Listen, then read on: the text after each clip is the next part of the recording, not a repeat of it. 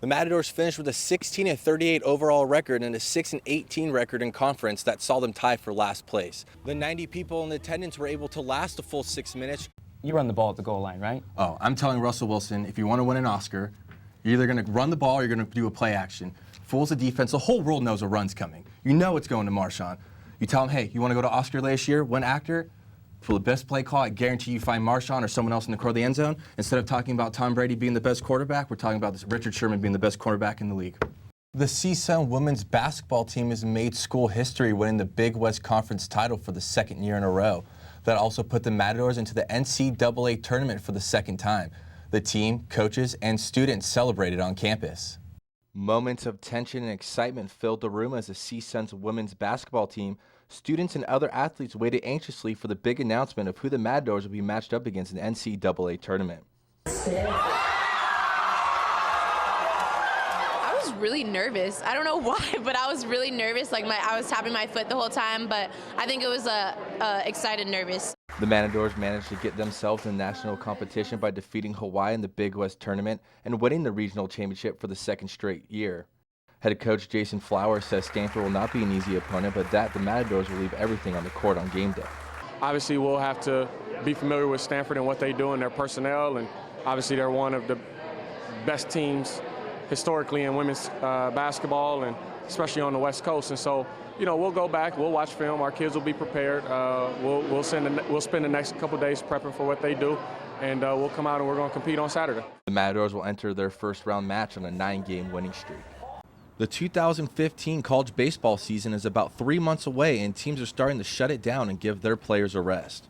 For the Cal State Northridge baseball team, shutting down practice would be considered losing the day. After a disappointing 2014 campaign, the Matadors are taking a new approach this offseason. Junior infielder Will Colantano says this offseason, the team is treating every practice like it is a game. We, did a lot more conditioning, got everyone in shape. This year I feel like we're doing a lot more baseball-related things, getting everyone prepared. To make every scrimmage like a real game, the Matadors split the roster into the red and black team, with the losing team treating the other to an item agreed on before the game. Flowing with the concept of change, the Matadors moved their practice time from the afternoon to the morning. The Matadors finished with a 16-38 overall record and a 6-18 record in conference that saw them tie for last place. They hope to turn it around in 2015 as their season and home openers February 13th against Utah Valley.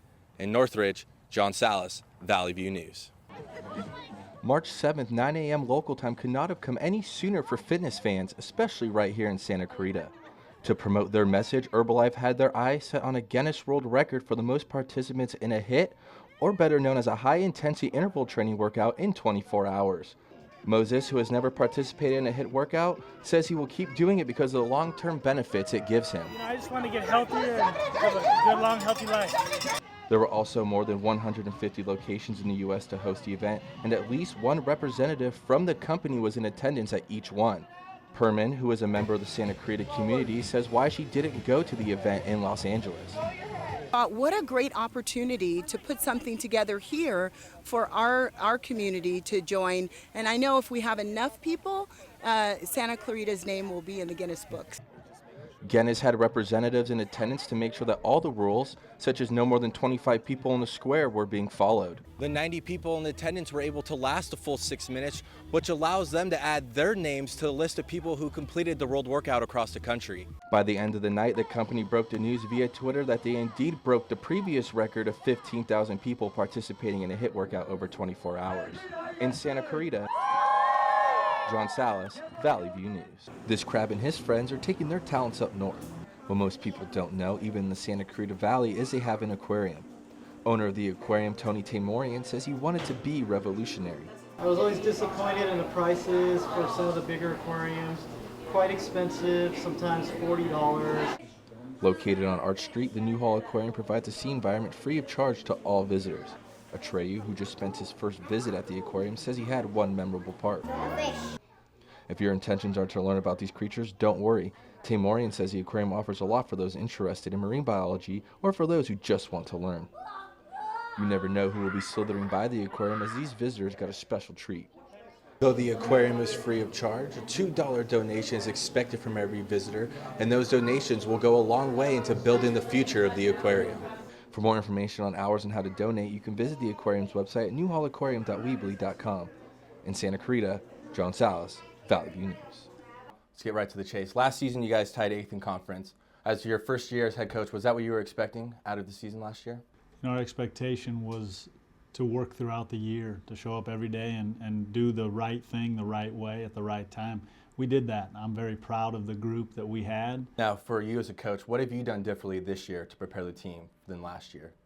Well, it's a progression. Yesteryear, last year, it was about instilling the ethic of work, running to work instead of running away from the idea that something's going to be difficult. This year, the returning group understands that. So now we really need to hone in on understanding that it's about taking that work and directing it at the game of baseball. And when we do that, we start to understand what that leads to off the field. You had to work alongside Mr. Chambers at KTLA starting in 1965 for about 3 years. What was it like working with him? Well, it was a pleasure. I mean, I had just started in television. This was a big station for me to go to, coming out of what was then Valley State and now CSUN. And to actually walk into a live newsroom, it was, number one, a bit overwhelming. But Stan made it easy. And Stan talked about the newsroom, the history of Channel 5, which is considerable in this market, and he talked about himself. President Obama has proposed a change for the Department of Labor that would mandate brokers to follow a fiduciary standard.